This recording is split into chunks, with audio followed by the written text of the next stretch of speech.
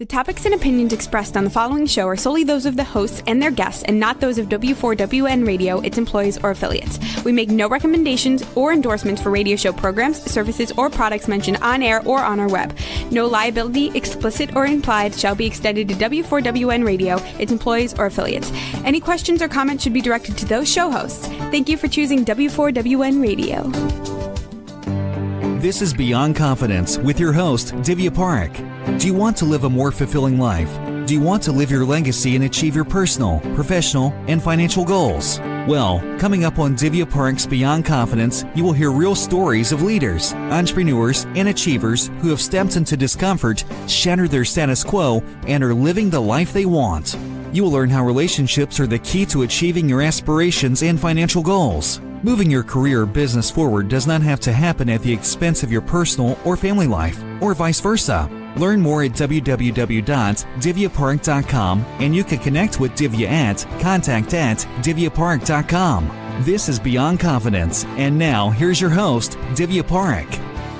Good morning, listeners. Today's Tuesday, and of course, it is one of my favorite times of the week because I get to be with you and bring you stories that are powerful and that help you live your best life. So today, I want to introduce you to a special guest, Robert, who has served 30 plus years in our Army. And Robert, I want to thank you for your services. So welcome. Thanks, Divya. I'm glad to be here and proud to have been a soldier in the United States Army for 33 years. It was an honor. Absolutely. It's an honor to have you here because we wouldn't have the freedom that all of us enjoy in our country without y'all. So thank you. Okay. So share with us a little bit about your journey as to how did you get into the leadership arena? Well, as a young person growing up in Georgia and North Carolina, I found myself involved in activities in junior high and high school where I ended up being responsible for others. And I found that to be something that I was okay with. There was a little discomfort there, but I was okay with it, both in a school environment, socially, and then in athletics. And so I became the quarterback of my football team, and I was, in the student council of the high school. And one night I came home from a football game, and there were two Army football coaches sitting in my living room talking to my father. Soon thereafter, I found myself on the parade field at West Point, along with about 1,200 other young men in July of 1970. Entering a crucible in my life that I had never really expected. I wanted to play college football. I really didn't want to be a soldier. But I ended up being a very mediocre football player, even though it was a dream of mine. But I was part of what was then the Band of Brothers, and it was all male at that time. I was successful in navigating my way through a very, very attrition-based environment called the culture of compliance. And then found myself a lieutenant in the United States Army in charge of a platoon of 42 soldiers patrolling the east-west German border in the spring of 1975. And that's where my journey began. Divya, and it's taken me quite a ways since then, but that's sort of how I ended up at the beginning of my leadership journey. Yeah, and you talk about the compliance leadership. So tell us your experience from back then, and what did you learn from that, and how did you build that community within the band that you were working with? Yeah, we were brought up in an environment there at West Point which was very compliance based. Do what you're told when you're told to do it, without question or hesitation, and we're not going to talk about the why. What we want you to do is learn to follow, in many cases unquestioning, and comply with a very rigorous set of parameters that we have established over 150 plus years, and therefore it's proven to work, and so we're not going to debate it or contest it. So you had to choose. I was either going to go with it, or if I chose to object to it, then they simply told you to go away. Ah, That's the way it was. You either uh, complied with the rules and regulations and the directives and the cultural environment, which was oftentimes not very respectful of individuals, and the greater good was always the priority. And I understood that. I mean, the mission comes first in the military, but they sought to mold us into a somewhat different person as a result of your experience as a cadet at West Point. And it's interesting that we had a 40% attrition rate in those 4 years at West Point. My younger son graduated from West Point in the class of 2011. He had the same number of people that went in with him, 1,200 plus, men and women at that point in time. And their attrition rate was about 11%. ah, Now, what do you think happened there, Divya? Well, I think the culture changed from a culture of compliance almost entirely to a culture of commitment. And that culture of commitment is what I am a champion for now, because I believe the buy-in and the understanding of the why is essential to being an effective leader in the world that we're in now. But the journey for me was one of evolution, not revolution, as I progressed through the ranks of the Army in a culture of compliance and learned as the Army changed, I also changed my views about how important commitment was as a cultural standard. yeah. Commitment is such a beautiful word that can have such varying nuances and different layers. So when you think about commitment, what comes to your mind and how do you define it? I think commitment is defined by being all in. Now, obviously, that's the title of my last two books, so shameless book promotion wise. I'll talk about, we're all in and the power of being all in as my two stories about developing and nurturing a culture of commitment where people are all in. Now, how do you create that environment? It's not going to happen by osmosis, typically. You have to be deliberate as a leader in nurturing that culture of commitment where people are all in, where they want to belong. I mean, we're basically pack animals by nature anyway. We want to belong, but in the world that we're in the world of chaos that we're in today, and I think we are in a world of chaos, belonging is much harder than it's probably ever been. It certainly is something that adaptive leaders have to work at every day in order to create that belonging and that buy-in. Absolutely. So given the world that we are in, what are some of the first steps that leaders can do? Because culture is designed by people. Culture is designed by what we are willing to commit, because commitment does take time. And sometimes we may have to go against what may be the norm or what may be expected to keep that sustainability. So, what are some of the steps? I think the first person you have to lead is you. Mhm. And you have to make a commitment to yourself. You have to decide, okay, I am going to be committed to being an adaptive leader in an environment of chaos, economically, politically, socially, business. The chaos is there. I'm going to commit to being an adaptive leader to lead effectively through that chaos. So when I coach individuals and teams, I talk about building a personal leadership philosophy. That personal leadership philosophy is a statement of who am I and what do I represent. It starts with a personal mission statement and then followed with your values and then your way of doing things and your commitments. And basically it's a charter where you sign it and date it. And in my latest book, I put a copy of my personal leadership philosophy in there so that everybody can see it, that I wouldn't ask other leaders to do something I hadn't done myself.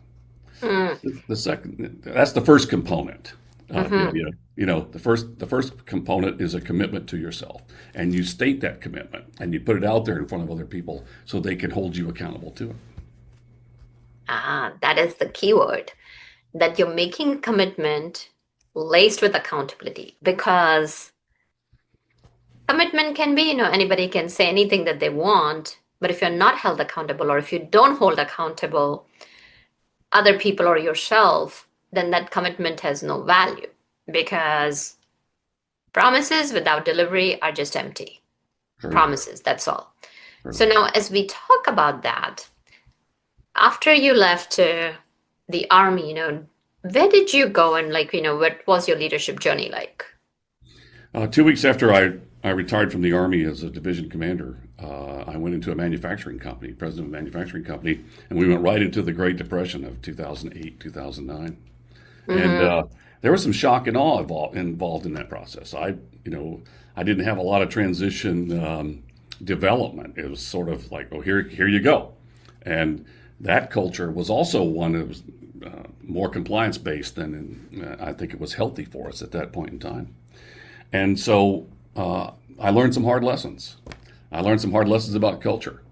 For example, I thought that people would emulate behaviors or positive behaviors automatically. Well, soon after I went into the company, someone sent me a picture of one of my employees sleeping on a pallet at 3 o'clock in the morning.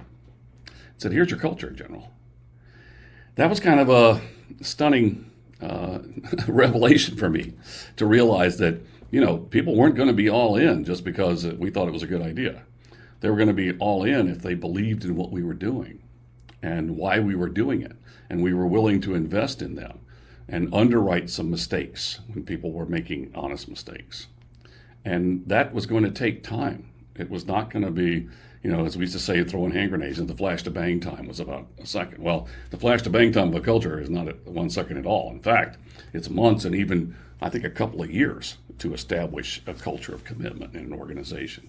And some leaders aren't willing to invest in that. In the corporate world, people tend to be more transactional than investment oriented in the people, because the return on investment is not obvious there. Return on investment of selling a product or service and doing a conversion from candidate to client, that's very tangible in the eyes of many business leaders. So you've got to work through that understanding in your organization to start to develop a culture of commitment. I learned that pretty quickly when I entered the corporate world, that it was not going to happen quickly or easily. You're going to have to be dedicated to being an adaptive leader. Absolutely. And when you mentioned about that, just because it was a good idea, we were not going to get the buy-in.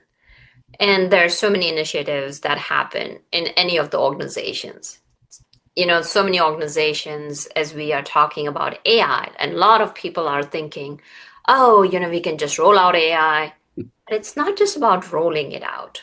It's about building that psychological safety and connections.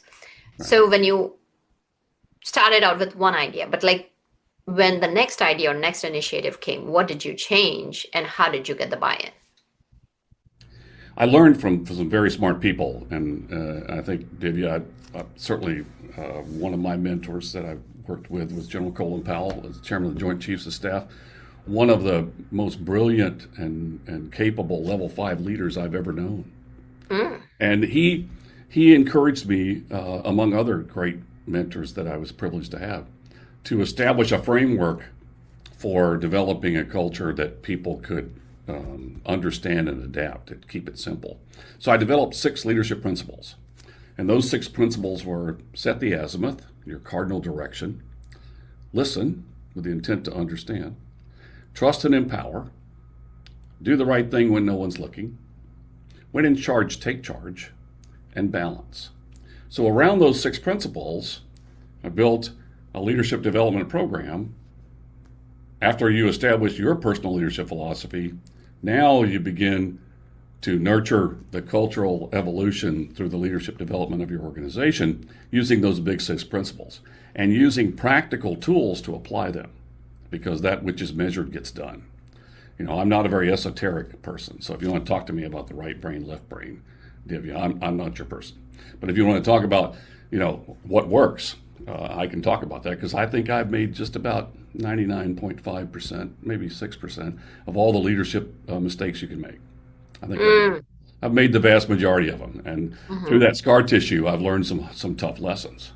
And I think the application of those 6 principles can lead to the development of the buy-in, which creates the conditions for the culture of commitment.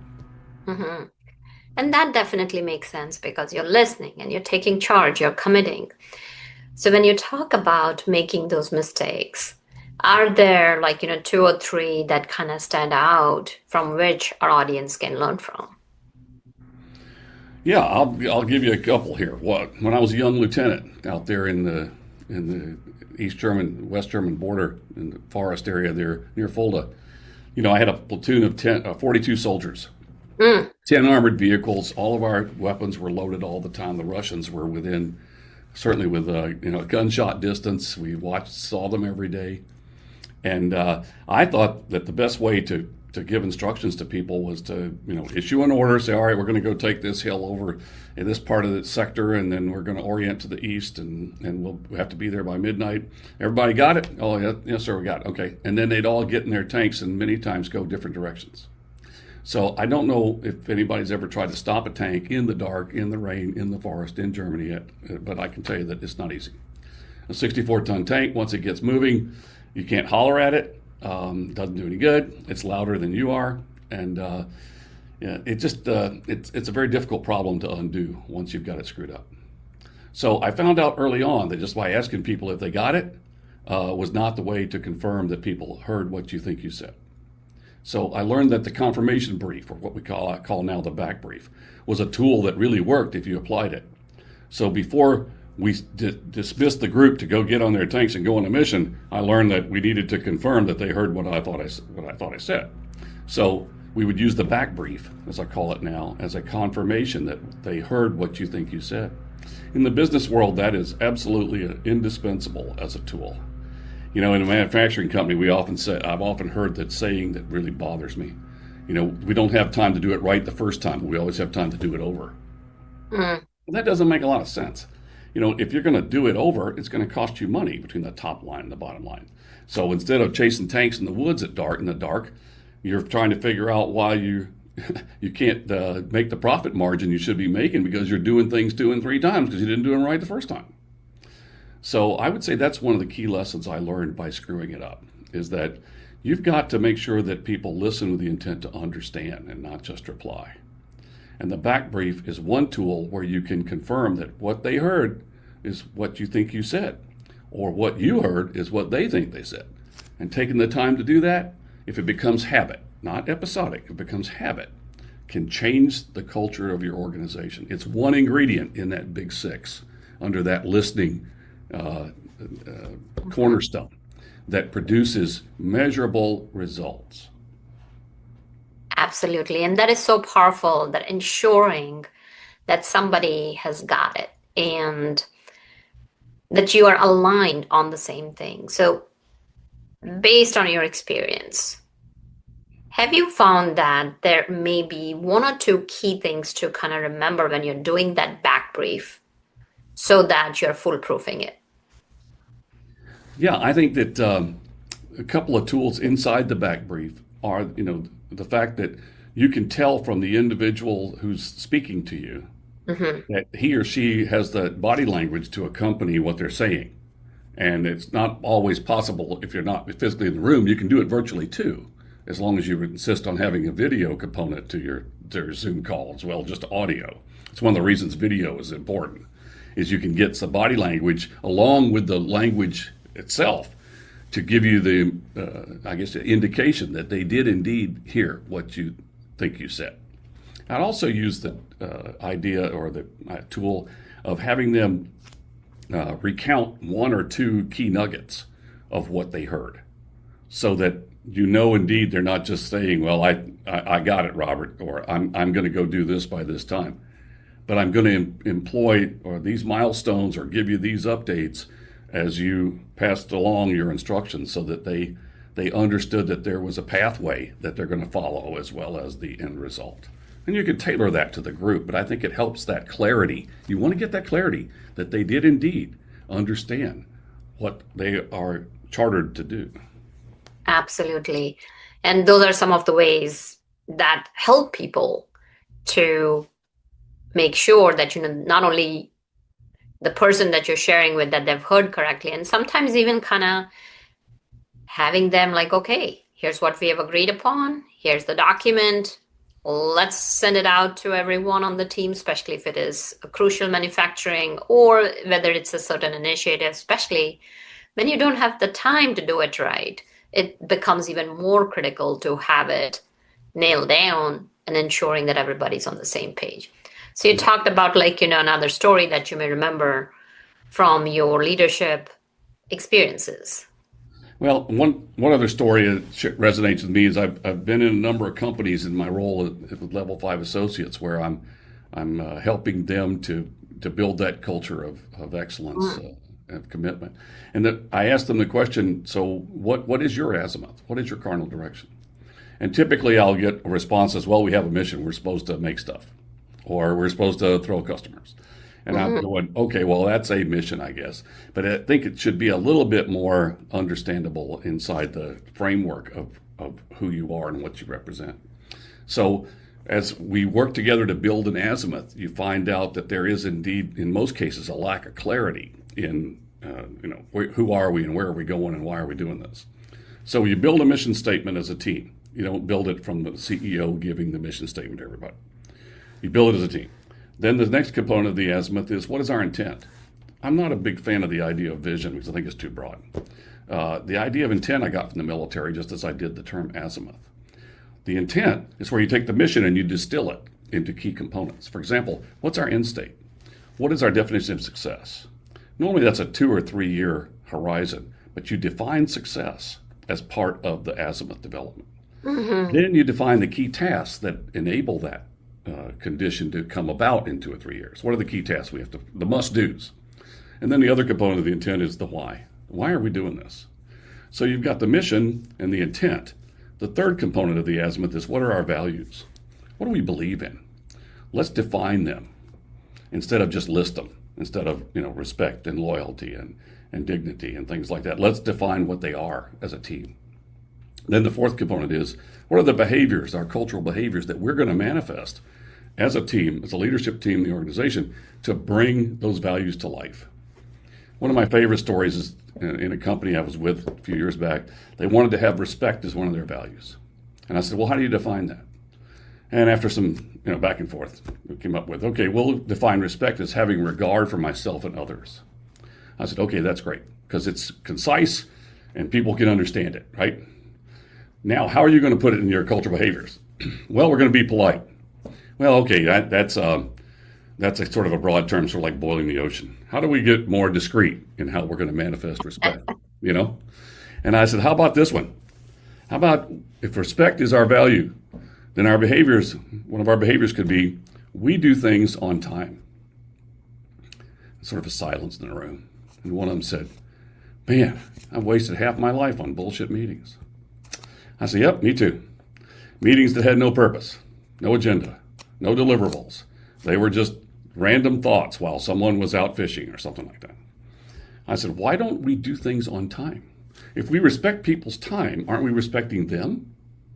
If we start when we're supposed to, if we have an agenda, if we have deliverables, accountability, if we rotate the spokesperson role in the room so that people have to develop the meeting process and they learn from that, we're creating respect. We're being more than polite. We are having regard for ourselves and others.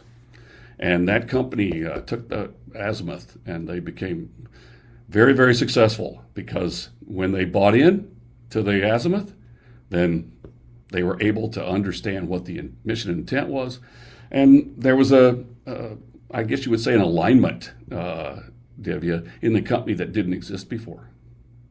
Absolutely, Robert. That's such a great point, because you talked about, and that's one of my favorites, is when I'm coaching teams, it's important that you rotate who the leader is going to be. Because if a leader is the one who's especially stepping into a meeting and leads with answers, then that just kind of shuts people up. Sure does. It does not create the space for them to talk. So what has been your experience around that? Well, I think the leader of the meeting, or the leader of the organization, should speak last. I've always been in meetings where 90% of them where the leader spoke first. And then he would say, or she would say, well, what does everybody else think? And then you get the crickets, or you get the, well, I'm with you, boy, great idea, boss, great idea. And then they go have the meeting after the meeting and they decide what they really want to do. So, the alignment of the organization is facilitated by the buy-in that is created when you gather in a meeting forum or other forums. And I think the leader should be the last one to speak. He or she should be the one that sets the meeting conditions in terms of the time agenda, or at least approves that. But the people in the meeting who are attending the meeting should have a role in making the meeting successful. And I like to rotate it because it gives everyone more ownership of what's going on in the meeting. I don't want people who are just sitting there figuring out what else they would like to be doing. In many cases, too, I find that you don't have the right people in the room for the meeting. You don't want to offend Robert, so you don't invite him, or you don't want to offend Divya, so you don't invite her. But you and I are not relevant to the meeting. We can get minutes after the fact, especially with the AI capabilities we have now. You can publish the minutes in seconds and send them out to people who don't have to necessarily be in the room, and they could be doing something more productive for the organization.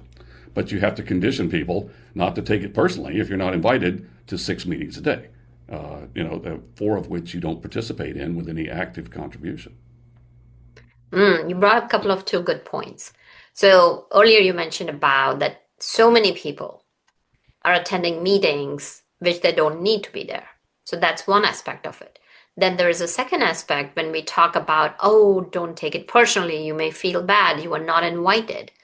So how can we amalgamate the two, where, of course, most of the times it is the battle of the ego that stands in the way of progress, culture, transformational leadership? What are some of the strategies or your wisdom nuggets that you could share? Well, as I mentioned, Divya, I think this is a journey to create the culture commitment, and it's going to take a couple of years. And the persistence here is going to be essential. Once you set your azimuth as a team, as an organization, now you're going to have to walk the talk, and you're going to have periodic checks of your azimuth's health and welfare of the azimuth, and to see if you actually are doing what you say you will do. One of those, and I've seen a lot of companies do this in their behaviors to indicate respect and honor and the other values they create, is to have one-on-one meetings that are indeed deliberate with their team members. When I look at calendars of most executives, I don't see one-on-one developmental meetings on the calendar very often. And that's because, as some executives tell me, they don't have time for it. And yet they will indicate to you almost universally that the most important meeting you can have is a one-on-one. So I get a little frustrated sometimes when people say, okay, this is the most important meeting I can have, but I don't have any of them. And then they wonder why their team members don't buy in, or they take a lot of stuff personally that they shouldn't. In those one-on-one developmental sessions, if you calendar them and prepare for them and have what I call power questions involved in the conversation, one of the things you can diffuse is this taking everything personally problem that's going on. You can help condition your team members through your conversation that, look, we are professionals and we respect each other individually, personally, and professionally. But just because you don't get invited to a meeting doesn't mean that you're not part of the team and we don't love you and you're not making a contribution. It could be that we value your time, right? That you could devote your time more effectively to the mission accomplishment in our azimuth, right, of where we're going, than you could sitting around a Zoom call or around the table here with us discussing a topic that's not necessarily relevant to what you're doing. We can inform you of the outcome of the meeting, but you don't have to be part of the process of discussing it, particularly if it's an informational meeting and not a decision meeting. Meetings only have 2 purposes. One is information and the other is decision. A lot of organizations can't sort out which one is which, or they have something in between. But then in reality, the only 2 forms of meetings that are effective are either informational or decision. And if you set that standard, then you can decide who's there, and then you can explain to people why it's relevant for them to be there or not there. And I think over time, most people become conditioned to it so that they are less I guess you would say, offended if they're not in the room. I understand. I've seen Hamilton, and I know that you want to be in the room where it happens. But in some points, you don't really need to be in the room where it happens. And you have to condition folks to understand that, and to understand that what they're contributing while they're not in the meeting may be far more important than what they would be contributing if they were there. Mm-hmm. And definitely that makes sense, that conditioning people. But when we are talking about the conditioning, whether we are developing the culture, and as you mentioned, that it takes a good couple of years, you are going to meet resistance. Because here's what I can say, that coming from a neuroscience background, brain is used to doing what it's used to doing. And now from going from there to helping them adapt the change, because if you have read the studies, something that's out there is that, I think so there was a study out there, somebody had heart issues. I don't know like how many people were involved in that. And they knew what they were not supposed to do, and yet they didn't do it, even though it was life-threatening. So going back to the culture, yes, we want to condition the people, but how do you bridge the gap between that resistance to that conditioning or to that acceptance and becoming part of the culture and continuing it? I think, in some cases, buy-in is going to be very, very difficult. And Divya, you know this because of your expertise. Not everyone is going to actively, I guess you would say, embrace change. John Cotter and others have described this in some detail about how change is hard. I think change is hard even if you violently agree with the idea or the concept, because we are accustomed to patterns.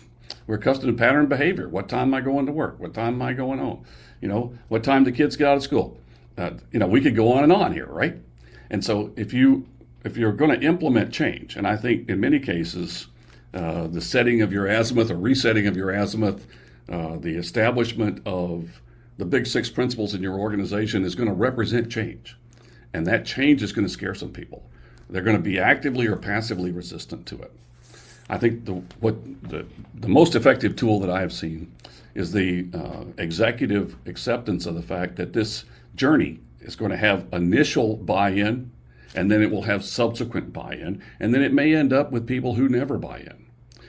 Getting 100% of your organization to buy into the concept of the big 6 principles, it's probably beyond the pale.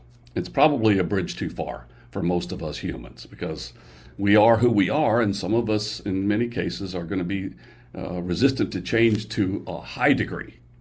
Others will be tacitly accepting until they see results, and then they begin to emulate the behaviors of others who are now living their personal leadership philosophies and having one-on-one developmental conversations where they're listening with the intent to understand, as Stephen Covey says, and not the intent to reply. So I don't believe you can convince everybody of the goodness of what you're doing right away. But over the period of time, I think the bulk of people that you want to be on the team will buy in. They'll buy in, they'll want to belong, and they'll see the goodness in terms of the outcomes, the business outcomes, the personal and professional well-being outcomes that occur from becoming part of this team of teams. Mm-hmm. Very powerful. Thank you, Robert. Yeah. And tell us, where can people connect with you? Where can they find your book? Sure. You can write to me. You can write to me personally at robert@level5associates.com. Spell out the 5, and I can tell you, unless I'm incapacitated, I will respond to you. And let's set a conversation. My website is Level 5 Associates. Again, spell out the 5. Level5associates.com. You can go there and you can download Chapter 1 of my book, We're All In, and my book, The Power of Being All In, for free. You can download it, and I'd encourage you to do that. Read what's there. I write short books, not long ones. So, I try to get right to the point. The third way you can reach me is through my Substack platform. And you can reach me there at robertmixon.substack.com. Come subscribe. You can subscribe for free. You can see my articles that I publish on a regular basis about adaptive leadership, about the culture of commitment, about application of the big 6 principles, and we can begin a conversation, or I can certainly work with you individually or with your leadership team on this journey of transition from good to great, which I think adaptive leadership provides. Absolutely. Thank you so much for joining us and sharing your wisdom. Are there any last thoughts that you'd like to share? Thanks, Divya. I would just like to share with the audience, first of all, I applaud the work that you've been doing in helping people understand the essence of adaptive, caring leadership and the need for commitment to the people that we represent. I just want to be part of the solution and help others and give back at this stage of my journey so that all of us can become more effective people and more effective leaders as a result of knowing each other. Well, thank you so much for your recognition and warm thoughts. I really appreciate it. Thank you for joining us, and I'm sure that you'll continue doing great work and driving impact. Thank you, wonderful audience, for being part of our family, because without you, the show would not be possible. Reach out just like as you always do. Let us know how we can serve and support you in living the best life you can. And thank you, Juan, for making the show technically possible. Be well and take care until next time.